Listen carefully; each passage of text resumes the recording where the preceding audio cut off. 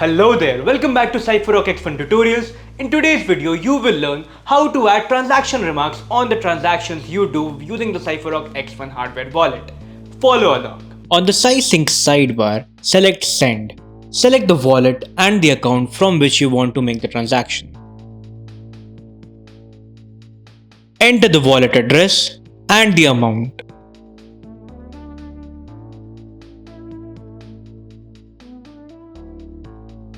Now here you can add a personal note or a transaction remark which will be sent with this transaction.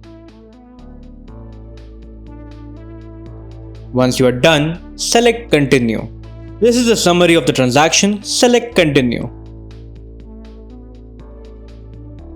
On the X1 vault, verify the asset and wallet.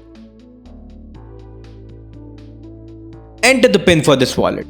Tap any one of the 4 X1 cards below the X1 vault.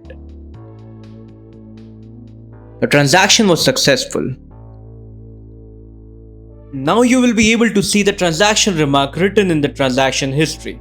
Congratulations! You have successfully learned how to add transaction remarks in your transactions which you make using the Cypherock X1 hardware wallet. Well done!